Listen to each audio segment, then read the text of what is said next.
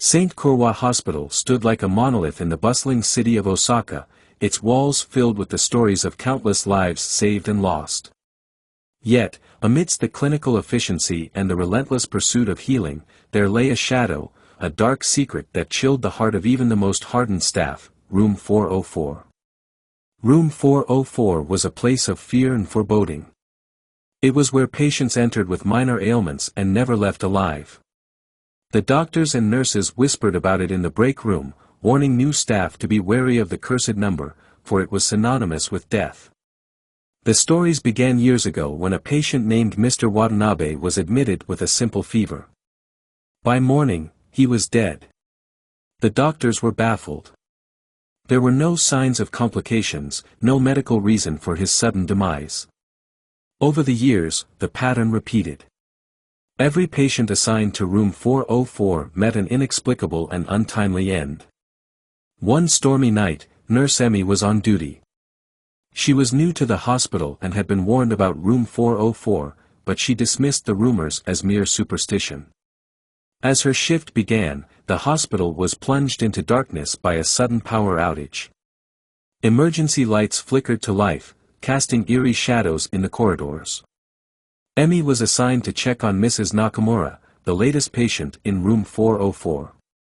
The elderly woman was recovering from a minor surgery and was expected to go home the next day.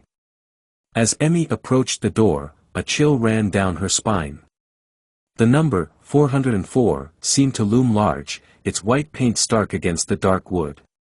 Taking a deep breath, Emmy pushed the door open. The room was cold, colder than any other room in the hospital. Mrs. Nakamura lay in bed, her eyes wide with terror, fixed on a corner of the room. "Nurse, do you see them?" Mrs. Nakamura's voice was a hoarse whisper. Emmy followed the woman's gaze and her heart froze. In the corner, shadows twisted and writhed, taking the form of emaciated figures with hollow eyes. They seemed to reach out, their fingers elongated and claw-like. Before Emmy could react, Mrs. Nakamura began to convulse, her body arching off the bed as if pulled by unseen forces. The monitors screamed, the heart rate erratic before flatlining. Emmy rushed to the bedside, but it was too late. Mrs. Nakamura was gone, her lifeless eyes reflecting the horror she had witnessed. Emmy stumbled out of the room, her screams echoing down the corridor.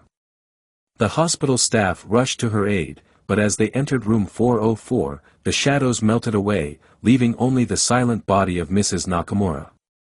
The incident sent shockwaves through the hospital. That night, the decision was made to seal room 404. A sign was placed on the door, "Do not enter." But the darkness did not end there. The bodies of the deceased were taken to the morgue, a sterile, white room at the far end of the basement. It was here that the final horror unfolded. The staff began to hear whispers in the cold, still air, and shadows moved where no one should have been. Dr. Sato, a seasoned pathologist, was on duty in the morgue when the whispers started. He tried to ignore them, attributing them to fatigue. But as he prepared Mrs. Nakamura's body for autopsy, the whispers grew louder, a cacophony of voices, pleading and angry. The lights flickered, and the temperature dropped suddenly. Dr. Sato felt a presence behind him and turned slowly. The shadows from room 404 had followed him, their forms clearer now, their faces contorted with rage and sorrow. Dr. Sato stumbled backward, knocking over trays and instruments. The spirits seemed to fill the room, surrounding him. As he tried to flee, he tripped and fell, the shadows closing in. His screams were muffled, swallowed by the darkness.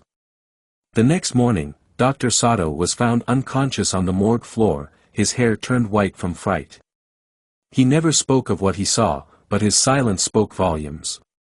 The morgue was closed indefinitely, and a heavy steel door was installed, sealing it off from the rest of the hospital. The legend of room 404 and the haunted morgue grew, a chilling reminder of the thin line between life and death. The hospital continued its work, saving lives and mending bodies, but always with a wary eye on the shadows that lurked in its forgotten corners. And in the quiet hours of the night, when the wind howled and the rain pounded against the windows, the staff could hear the whispers of the spirits, forever bound to the cursed number and the fate it foretold.